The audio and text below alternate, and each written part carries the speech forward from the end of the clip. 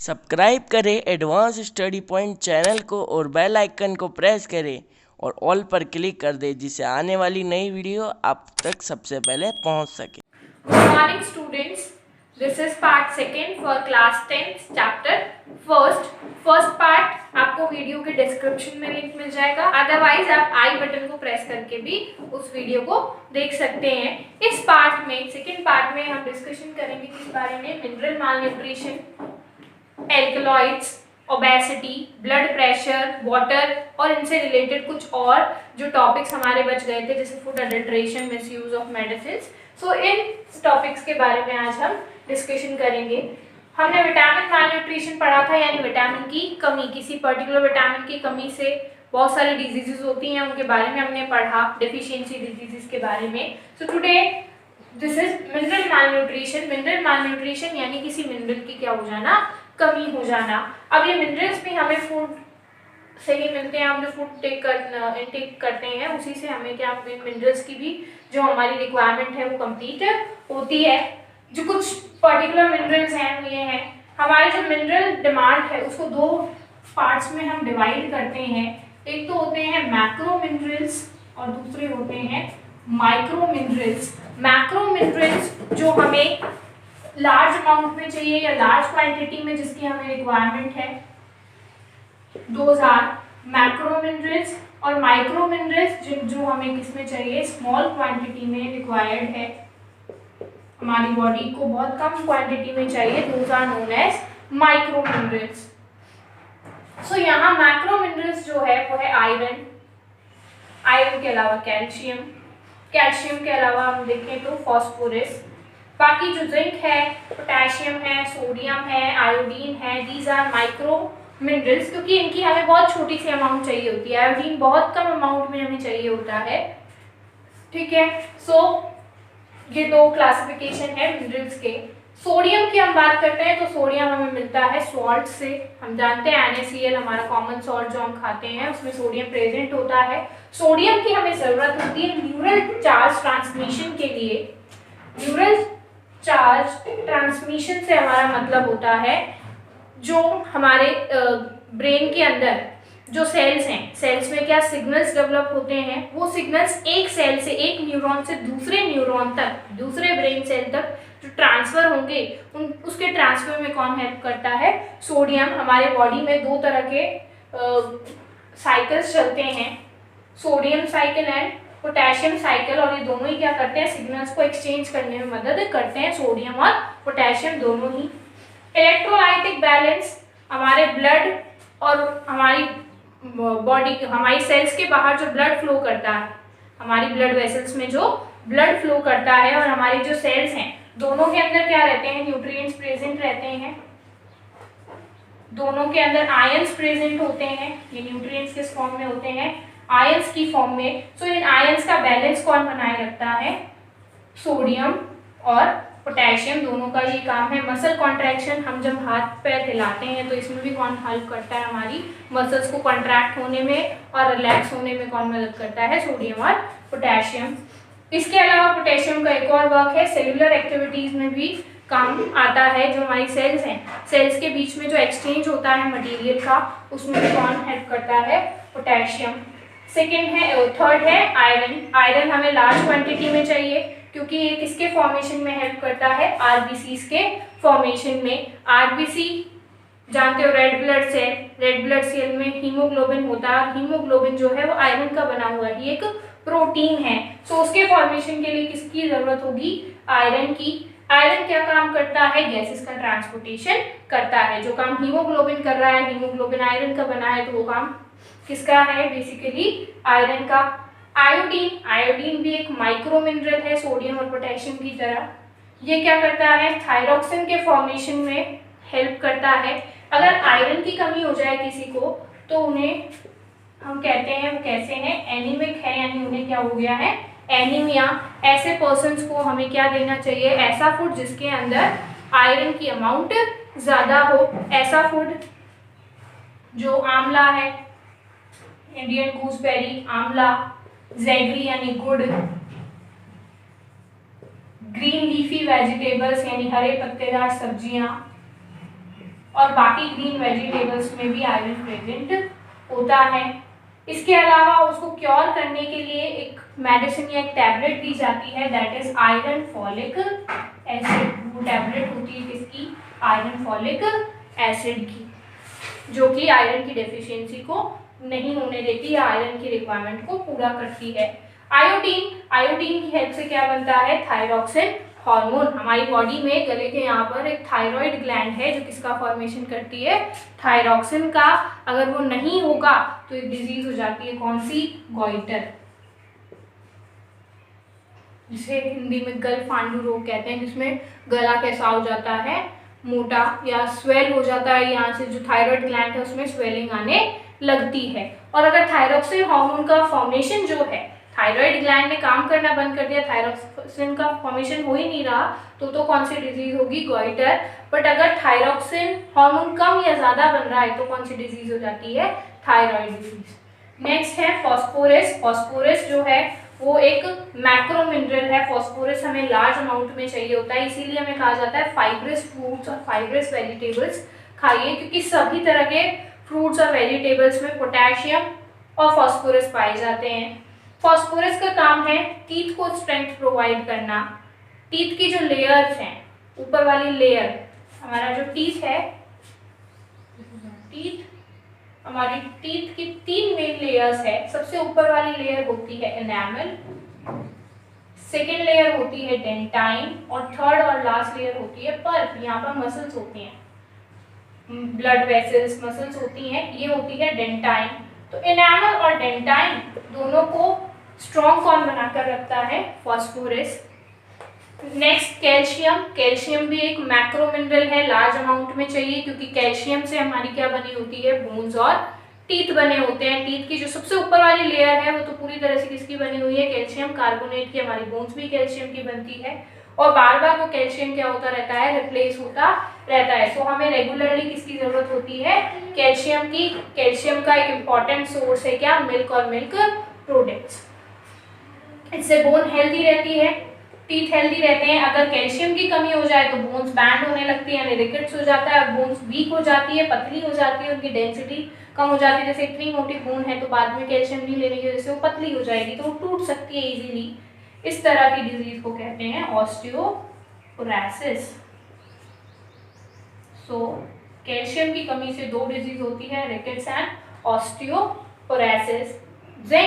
Zinc एक micro mineral है, इसकी हमें ज़रूरत होती है बॉडी को कोऑर्डिनेट करने के लिए।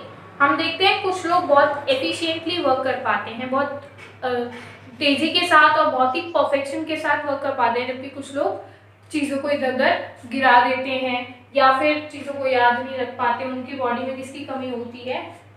जिंक की। किसकी कमी होती है? जिंक की। हमारी मेमोरी को भी कौन शार्प बनाता है? जिंक।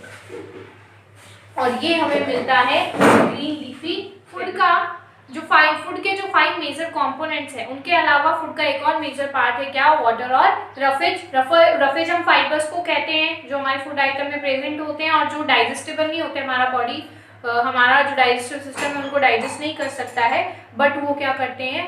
न्यूट्रिएंट्स के एब्जॉर्प्शन में हेल्प करते हैं, रफेज। नेक्स्ट जो एक और हिस्सा है हमारे फूड का, एक नेसेसरी या कह सकते हैं बहुत ज़्यादा इंपॉर्टेंट पार्ट है हमारे फूड का, क्या? वाटर। तो वाटर हमें क्यों चाहिए? वाटर के बहुत सारे फंक्शंस हैं हमारी बॉडी में, जैसे help in absorption of nutrients. जो हम न्यूट्रिएंट्स ले रहे हैं उनके एब्जॉर्प्शन में मदद करता है वाटर, क्योंकि बहुत सारे न्यूट्रिएंट्स किस में सॉल्युबल होते हैं? सिर्फ वाटर में। विटामिन भी है, तो विटामिन की भी 2 कैटेगरीज होती है, कुछ होते हैं जो वाटर सॉल्युबल होते हैं, कुछ होते हैं जो फैट सॉल्युबल होते हैं, जैसे कि विटामिन सी है, विटामिन के है, हाँ विटामिन सी है, विटामिन बी है, ये क्या है? वाटर सॉल्युबल है। बाकी इसके अलावा ए है, डी है और के है, ये सब क्या है? फैट सॉल्युबल है। इन सबको एब्जॉर्ब कब कर पाएंगे? जब ये वाटर में घुल पाएंगे। इसके अलावा जो वाटर का फंक्शन है वो क्या है? मेंटेन ऑस्मोटिक प्रेशर, यानी हमारे सेल के अंदर वाटर का लेवल और हमारे सेल के बाहर वाटर का जो लेवल है, वाटर की जो अमाउंट है, उन दोनों को बैलेंस कौन करके रखता है? वाटर ही बैलेंस करता है, ऑस्मोटिक प्रेशर को ज़्यादा इंक्रीज नहीं होने देता। अगर ऐसा होगा तो सेल रप्चर हो सकती है ज़्यादा पानी भर करके। Help in excretion of waste material, body से वेस्ट को बाहर निकालने में मदद करता है water. Majority of our blood is water in form of plasma, हमारे बॉडी में जो ब्लड है उसका मेजर पार्ट क्या है, वाटर है प्लाज्मा की फॉर्म में। वेस्ट मटेरियल कैसे, जैसे हमारी किडनी ब्लड को फिल्टर करती है, उसमें से क्या निकालती है, वेस्ट, तो वो वेस्ट भी किसके साथ बाहर आता है, वाटर के साथ। हमें स्वेट आता है, ऑयल हमारी बॉडी से बाहर निकलता है, so they all the things contain water in little amount, that's why we are advised to drink 8 glasses of water every day. इसीलिए हमें एडवाइस दी जाती है कि हमेशा हमें हर दिन कितने ग्लास पानी एटलीस्ट पीना चाहिए, 8 ग्लास, ताकि हमारे बॉडी में किसकी कमी नहीं हो, वाटर की कमी नहीं हो, डिहाइड्रेट ना हो हमारी बॉडी। अब जो हम पानी पीते हैं वो कैसा होना चाहिए, पीने लायक पानी यानी ड्रिंकेबल वाटर या फिर पोटेबल वाटर, वो कैसा होना चाहिए, वो क्लीन क्लियर यानी उसमें कोई भी तरह की दिखने वाली गंदगी नहीं होनी चाहिए, उसका साफ रंग होना चाहिए। सेकेंड थिंग, उसकी pH 7 होनी चाहिए। pH के बारे में हम आगे नेक्स्ट जो हमारा चैप्टर होगा उसमें पढ़ेंगे। pH यानी पावर ऑफ हाइड्रोजन वो 7 होनी चाहिए।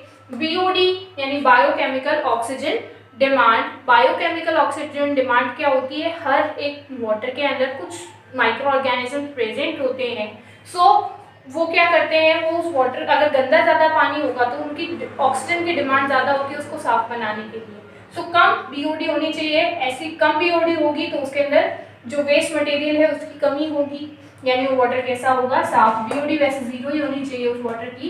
Water should be rich in oxygen, oxygen की अमाउंट उस वाटर में ज़्यादा होनी चाहिए। ऑक्सीजन की अमाउंट ज़्यादा इसलिए होनी चाहिए ताकि वो हमारी बॉडी में जा करके हमारी सेल्स को ऑक्सीजन डेफिसिट ना बने। ये तो बात थी कि हमें पानी कैसा पीना चाहिए, उसकी क्या क्वालिटीज़ होनी चाहिए और वाटर हमारी बॉडी में करता क्या है। अब अगर किसी ने गलती से भी गंदा पानी पी लिया, कंटामिनेटेड वाटर, कंटामिनेटेड वाटर का मतलब क्या है, जिसमें ऐसे माइक्रो ऑर्गेनिजम्स हैं जो हमें बीमार कर सकते हैं। अगर हमने ऐसा पानी पी लिया तो क्या होगा, तो हमें स्टमक रिलेटेड डिजीजेस ज़्यादा होती है। इसके अलावा भी कुछ डिजीजेस होती हैं लेकिन स्टमक रिलेटेड डिजीज ज़्यादा होती है, जैसे कि डायसेंट्री यानी उल्टी दस्त, कोलेरा यानी हैजा, टाइफॉइड, जॉन्डिस यानी पीलिया, नारू, ये कुछ डिजीजेस हैं जो किस वजह से होती है, गंदे पानी को पीने की वजह से। कॉलेरा है, हैजा, हैजा में भी क्या होंगे, जो लूज मोशंस हैं, वॉमिटिंग है वो ज़्यादा होगी, इससे बॉडी में बहुत ज़्यादा डिहाइड्रेशन हो जाती है, यानी पानी की बहुत ज़्यादा कमी हो जाती है, इवन डेथ भी हो जाती है कुछ लोगों की। टाइफॉइड, टाइफॉइड भी एक स्टमक रिलेटेड प्रॉब्लम ही है, जिसके अंदर एलिमेंट्री कैनाल अच्छे से फंक्शन नहीं कर पाती और धीरे धीरे आपके दूसरे जो ऑर्गन सिस्टम्स हैं, जिसे आपका लीवर सबसे ज्यादा इफेक्ट होता है, क्या आपका लीवर। जॉन्डिस है, जॉन्डिस में लीवर डिस्ट्रॉय होने लगता है, इसी कारण आपके जो आईज हैं वो येलो हो जाती है, जॉन्डिस को कहते हैं पीलिया। उसके अंदर आईज और नेल्स आपके येलो हो जाते हैं, क्यों, क्योंकि लीवर से बिलिरुबिन और बिलीवर्डिन यानी लीवर के अंदर सॉल्ट बनते हैं, बाइल सॉल्ट, उनका प्रोडक्शन ज़्यादा इंक्रीज हो जाता है, वो जल्दी जल्दी बनने लगते हैं, इस कारण आपको जॉन्डिस होता है। इस कारण नारू को हम बाला डिजीज भी कहते हैं और ये राजस्थान के कुछ पार्ट्स में कुछ साल पहले तक ज्यादा थी। ये गंदे पानी में एक वर्म जिसका नाम है क्या, ड्रैकेनकुलिस मेडिनेंसिस, ड्रैकेनकुलिस मेडिनेंसिस नाम का जो वर्म है वो अपने एग्स देता है किसके अंदर, गंदे पानी के अंदर, कंटामिनेटेड वाटर, यानी जहाँ खुला पानी पड़ा है वहाँ अपने एग दे देता है, और एग को अगर हमने वाटर के साथ कंज्यूम कर लिया, वो एग्स दिखते भी नहीं है, सो ये एग्स बॉडी में जाकर के हैच हो जाते हैं, फूट जाते हैं और इनमें से क्या निकल आता है, वर्म, नारू वर्म। ये वर्म हमारी बॉडी में फिर मूव करता हुआ हमारे लिम्स तक, यानी हमारे हाथ पैरों तक पहुंच जाता है, हमारी बॉडी किसी भी पार्ट तक पहुंच जाता है और उसमें से बाहर निकलने की कोशिश करता है, जो कि बहुत ज़्यादा पेनफुल होता है। और वो पूरा का पूरा ऑर्गन जैसे उंगली में से निकल रहा है तो ये उंगली पूरी की पूरी क्या हो जाएगी, डिस्ट्रॉय हो जाएगी, यहाँ की जो मसल्स है पूरी तरह से डिस्ट्रॉय करती है। एंड देन धीरे धीरे वो क्या आएगा, एक जैसे बाल है हमारा, जो हेयर्स होते हैं, हेयर्स की फॉर्म में बाहर आता है, इसीलिए इसको क्या है, कौन सी डिजीज कहते हैं, बाल डिजीज या बाला डिजीज भी कहते हैं। सो ये क्या है, हार्मफुल इफेक्ट्स हैं कंटामिनेटेड वाटर के। इनसे बचने का क्या तरीका है कि हम जो वाटर पिए वो कैसा होना चाहिए, साफ सुथरा क्लीन वाटर होना चाहिए। अब क्लीन करने के लिए बहुत से तरीके यूज किए जाते हैं। एलम यानी फिटकरी डाली जाती है, क्लोरीन डाला जाता है, और दूसरे आरओज यानी रिवर्स ऑस्मोसिस प्रोसेस भी यूज होती है। तो हमारे फूड के इंपॉर्टेंट कंपोनेंट्स के बाद हमारा अगला टॉपिक आता है ओबेसिटी। अगर कोई ओवर ईटिंग करता है तो वो ओबेस्ड हो जाता है, यानी उसके शरीर में मोटापा बढ़ जाता है, फैट स्टोर होने लगता है। ओबेसिटी को हम मेजर करते हैं किन टर्म्स में, बीएमआई की टर्म्स में, यानी बॉडी मास इंडेक्स की टर्म में। बीएमआई होता है वेट अपॉन हाइट का रेशियो। यहाँ पर वेट हम लेते हैं किलोग्राम में और हाइट हम लेते हैं मीटर स्क्वायर में। अगर हम इंचेस में मेजर करते हैं तो 1 इंच में होता है कितना, 2.5 सेंटीमीटर। अगर फुट में मेजर हम करते हैं, जैसे किसी की 6 फीट हाइट है तो 6 को हम मल्टीप्लाई कर देंगे किससे, 30 × 4 8 सेंटीमीटर से, और फिर डिवाइड कर देंगे किससे, 100 से। तो इसके अंदर हमारी हाइट आएगी किसमें, मीटर में। तो metre square, kilogram upon metre square. यहाँ से ये जो रेशियो निकलता है, अगर ये रेशियो 18 किलोग्राम पर मीटर स्क्वायर से कम है तो हम क्या होंगे, अंडरवेट, यानी हमें प्रॉपर डाइट लेने की जरूरत है। अदरवाइज हम अंडरवेट होंगे तो हमें बहुत सारी प्रॉब्लम्स हो सकती है। अगर 18 से 25 है तो वो नॉर्मल पर्सन है, 25 से 30 किलोग्राम पर मीटर स्क्वायर है तो ओवरवेट है, लेकिन वो कंट्रोल हो सकता है। अगर 30 से अबव है तो वो एक्सट्रीमली ओवरवेट है, यानी वो डेंजर में है, उसका ब्लड प्रेशर ज्यादा होगा, उसकी बॉडी में फैट डिपॉजिट होने लगेगा। सो उसको और भी बहुत सारी प्रॉब्लम्स होती हैं, हो सकती है, जैसे डायबिटीज या फिर हम कहते हैं शुगर, इन सब की प्रॉब्लम भी ज्यादा। नेक्स्ट टॉपिक क्या है, टॉक्सिक सब्सटेंसेस। वो जो हमने पढ़ा अभी तक, vitamin, minerals, carbohydrate, fat, protein, obesity, blood pressure, वो सब रिलेटेड थे फूड से। अब फूड के अलावा कुछ लोग क्या होते हैं, एडिक्टेड होते हैं। एडिक्टेड यानी उनको किसी ना किसी चीज की आदत होती है। आदत कैसी चीजों की, गंदी चीजों की, टॉक्सिक सब्सटेंसेस की। टॉक्सिक का मतलब है जो हमारे लिए कैसा है, हार्मफुल है। लोग एल्कलॉइड्स ईट करते हैं। एल्कलॉइड्स कुछ ऐसे सब्सटेंसेस होते हैं जो हमारे माइंड को क्या कर देते हैं, सप्रेस कर देते हैं। हमारा ब्रेन क्या करता है, हमारी बॉडी को कंट्रोल करता है, और ऐसे सब्सटेंसेस हमारी बॉडी, ब्रेन की जो कंट्रोलिंग पावर है हमारी बॉडी की, उसको क्या कर देते हैं, कम कर देते हैं। ऐसे कुछ एल्कलॉइड्स हैं, जैसे अल्कोहल है, ओपियम है, टोबैको है। सो ये ऐसे ही कुछ और कुछ मेडिसिन भी हैं जिनको कि लोग मिसयूज करते हैं। मेडिसिन हमारे बेनिफिट के लिए होती है कि हम अगर बीमार पड़े तो जो मेडिकल सुपरवाइजर्स हैं वो हमें क्या करते हैं, एडवाइस करते हैं उनको लेने के लिए। लेकिन कुछ लोग उनको मिसयूज करते हैं, यानी बिना डॉक्टर के प्रिस्क्रिप्शन के उनको एज ए एल्कलॉइड यूज करते हैं। इसके अलावा कुछ और हार्मफुल सब्सटेंसेस हैं जो हमारे बॉडी के लिए हार्मफुल है। उनके अंदर एल्कलॉइड्स तो नहीं है, लेकिन फिर भी वो हमारे लिए हार्मफुल है, जैसे गुटखा जैसी चीजें। एल्कोहल, एल्कोहल जो है, एल्कोहल जो लोग ड्रिंक करते हैं जनरली, वो इथाइल एल्कोहल होता है। Ethyl alcohol, C2H5OH। ये इथाइल अल्कोहल लोग ड्रिंक करते हैं, इसकी वजह से हमारा माइंड सप्रेस हो जाता है, बॉडी पे कंट्रोल नहीं रहता है। ये जो अल्कोहल है ये लीवर तक जब जाता है तो लीवर जो है हमारी बॉडी का, लीवर एक्स्ट्रा फूड को स्टोर करता है। ये एक्स्ट्रा फॉर्म में हमारी बॉडी में जाता है तो लीवर इसको चेंज कर देता है एल्डिहाइड में, और एल्डिहाइड पॉइजनस होता है हमारी बॉडी के लिए। वो हमारे लीवर में जैसे स्टोर होने लगता है, लीवर सेल्स क्या होने लगती है, डिस्ट्रॉय होने लगती है। सो जो लोग इसको रेगुलरली ड्रिंक करते हैं उनका लीवर क्या हो जाता है, वीक हो जाता है। लंग्स से रिलेटेड भी उनको प्रॉब्लम्स हो सकती है, डाइजेस्टिव सिस्टम रिलेटेड भी बहुत सारी प्रॉब्लम्स उनको हो सकती है। अगर प्रेग्नेंट वुमेन इनको कंज्यूम करे तो फीटस का जो डेवलपमेंट है वो रुक सकता है, वो एल्डिहाइड के फॉर्मेशन के कारण ही है। दूसरा है ओपियम।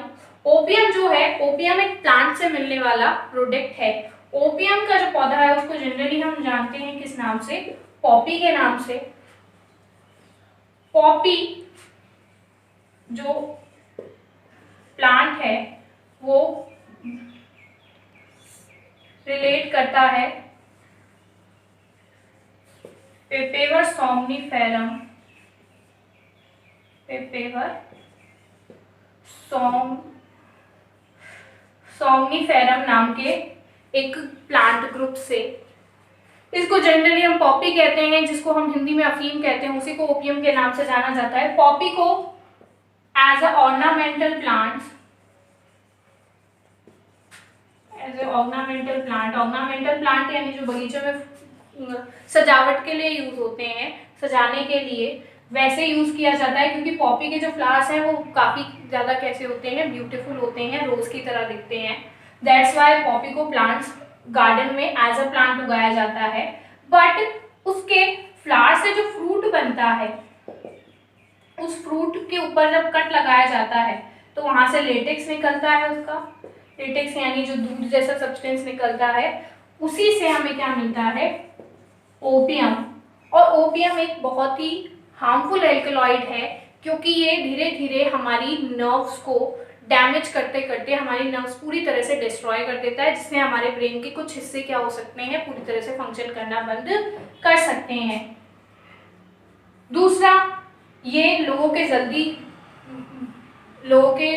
पास जल्दी से अवेलेबल होता है, क्योंकि कुछ लोगों को इसके लाइसेंस मिले होते हैं, इसको उगाने का लाइसेंस मिला हुआ होता है। तो वहां पर जो औरतें हैं वो अपने छोटे बच्चों को कुछ पीसेस के फॉर्म में इनको दे देती है सुलाने के लिए। तो वो भी एक कारण है कि लोग वहां पर क्या करते हैं, ओपियम को रेगुलरली कंज्यूम करने लगते हैं। जबकि ये कैसा है, बहुत ज्यादा हार्मफुल है, क्योंकि ये हमारे ब्रेन को बहुत ज्यादा डैमेज करता है। साथ साथ में हमारी बॉडी के दूसरे ऑर्गन जैसे किडनी है, किडनी को भी बहुत इफेक्ट करता है। नेक्स्ट है टोबैको। टोबैको का जो साइंटिफिक नेम है वो है निकोटियाना टोबैकम, क्योंकि ये भी एक प्लांट से मिलता है और उस प्लांट का ही नेम है क्या, निकोटियाना या निकोशियाना टोबैकम। इसकी लीव से, इस प्लांट की लीव से क्या बनाया जाता है, टोबैको। और टोबैको जनरली जो सिगरेट है या सिगार है, सिगरेट में पाई जाती है। लोग इसको इनहेल करते हैं, इसको जला करके इनहेल करते हैं, जो कि लंग्स को बहुत ज़्यादा डैमेज करता है। और लंग कैंसर का एक कारण है बहुत बड़ा क्या, स्मोकिंग। और स्मोकिंग किसकी होती है, टोबैको की। और टोबैको बहुत ज़्यादा हार्मफुल है, क्योंकि ये भी हमारे ब्रेन को, हमारे लंग्स को बहुत ज़्यादा डैमेज पहुंचाता है। और साथ साथ में जो स्मोकिंग कर रहा है उसको तो डैमेज करता ही है, और स्मोकिंग करने वाले के साथ में है, अगर रेगुलरली उसके टच में रहता है और वो भी उस जो एयर है वहां से निकलने वाली स्मोक के अगर कांटेक्ट में रहता है, तो उसको भी ये प्रॉब्लम होगी, चाहे वो स्मोकिंग करता हो या ना करता हो। इसलिए स्मोकिंग अवॉइड करनी चाहिए। स्मोकिंग के सारे ही एल्कलॉइड्स को हमें अवॉइड करना चाहिए। मेडिसिन्स, कुछ मेडिसिन्स जैसे कुछ लोगों को नर्वस सिस्टम रिलेटेड डिजीजेस होती हैं, तो उनके लिए मेडिसिन सजेस्ट की जाती है, जैसे स्लीपिंग पिल्स होती हैं। लोग उनको क्या करते हैं, मिसयूज करते हैं, उनका बिना प्रेस्क्रिप्शन के लेते हैं, तो वो भी क्या है, हजार्डियस है।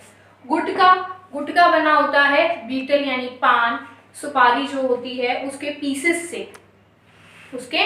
से और उनकी रेगुलर चुइंग की वजह से जो जॉज हैं वो रिजिड हो जाते हैं, खुलते नहीं है, और इस डिजीज को कहते हैं सब म्यूकस फाइब्रोसिस। और ये होती क्यों है, रेगुलर गुटखा की चुइंग से